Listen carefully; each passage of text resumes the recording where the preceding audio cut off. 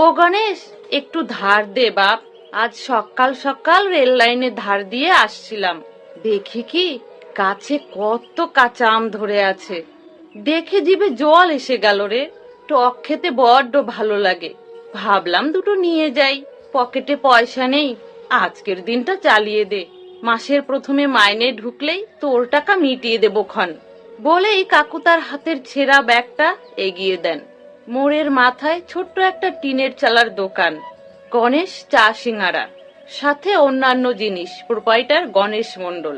সকাল 6টা থেকে রাত 10টা চা, সিঙ্গারা, পাউরুটি, বিড়ি, লজেন্স, সাবান সব পাওয়া যায়। দোকানের সামনে দুটো কাঠের বেঞ্চ, তাতে বসে রোজকার আড্ডা। আমি রোজ অফিস যাওয়ার আগে এখানে চা খাই। গণেশের হাতের স্পেশাল আদা চা আর সিঙ্গারা। সেদিন কাকুর কথা শুনে গণেশ মুখ ঝামটা দিল। আবার ধার? মাসের 20 তারিখ গেলেই তোমার ধার। পেনশন পাও তো? পাও না। সবাইকে ফ্রি দিলে আমার চলবে কি করে? কাকু কিছু না বলেই মাথা নিচু করে চলে গেল। বয়স 70 ছুঁই ছুঁই, পরনে ফতুয়া ধুতি, পায়ে ছেঁড়া চপ্পল। আমার খারাপ লাগলো, বলেই ফেললাম, একটু ধার দিলে কি হতো রে গণেশ? বুড়ো মানুষ। গণেশ গরম খুন্তি নাড়তে নাড়তে বলল, আপনি বুঝবেন না দাদা, রোজ আসে। কখনো পেয়ারা, কখনো মুড়ি, কখনো ওষুধ, কখনো এটা, কখনো সেটা। খাতায় লিখে রাখতে রাখতে আমার খাতাই শেষ। থাকে কোথায় কাকু? একাই থাকে। ছেলে বেঙ্গালুরুতে বউ বাচ্চা নিয়ে সেটেল। বছরে একবার আসে কিনা সন্দেহ, ফোনও করে না। তারপর 15 দিন গণেশের দোকানে আর যায়নি, কাজের চাপ। যেদিন গেলাম দেখি গণেশ উসখুস করছে। ওই বুড়োর জন্য দাদা, 3 দিন হলো আসছে না। জ্বর ঠর হলো নাকি? দূর, আমার 340 টাকা বাকি। কথা শেষ হতে না হতেই গণেশ দোকান টেনে বন্ধ করে দিল। কাকুর বাড়ি ভাঙা টালির ঘর, উঠোনে জঙ্গল, দরজা ভেজানো, দূর থেকে কাশির আওয়াজ।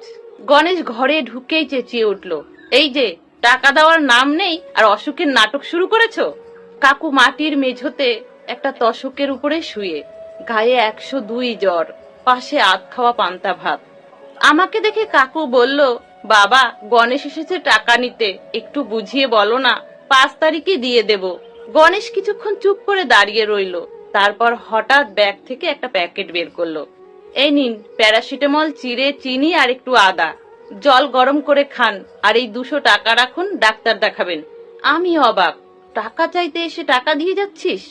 গণেশ ফিসফিস করে বলল, চুপ করুন দাদা। 1 মাস পর আমি আবার গণেশের দোকানে চা খেতে গেছি।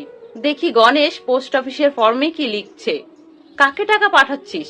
গণেশ লজ্জা পেয়ে বলল, কাকুকে দাদা। প্রতি মাসে 1,500 টাকা। কাকুর ছেলে টাকা পাঠায় না। মানে?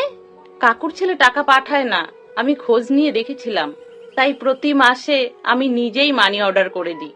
কাকুকে বলি তোমার ছেলে পাঠিয়েছে। বুড়ো মানুষটা না হলে মান সম্মান নিয়ে বাঁচবে কি করে? মুখে ঝাঁজ দেখাই, ধার দিতে চাই না। না হলে কাকু যদি বুঝে যায় এটা আমার টাকা, ওনার আত্মসম্মানটা বেঁচে থাকুক দাদা। আমার মাসে 1,500 টাকা এমন কিছু না। ভগবানের কৃপায় ব্যবসা আমার খুব ভালোই চলছে। বলেই গণেশ চায়ের কাপে চুমুক দিল, যেন কিছুই হয়নি। সেদিন বুঝলাম, ভ্যারাইটি স্টোর শুধু জিনিস বিক্রি করে না, কিছু দোকান মানুষও বিক্রি করে, মানবতার দামে। তাহলে বন্ধুরা, গল্পটা যদি ভালো লাগে প্লিজ লাইক শেয়ার করে দেবেন, আর কমেন্টে আপনাদের মূল্যবান মতামত জানাবেন। সকলে ভালো থাকবেন, সুস্থ থাকবেন।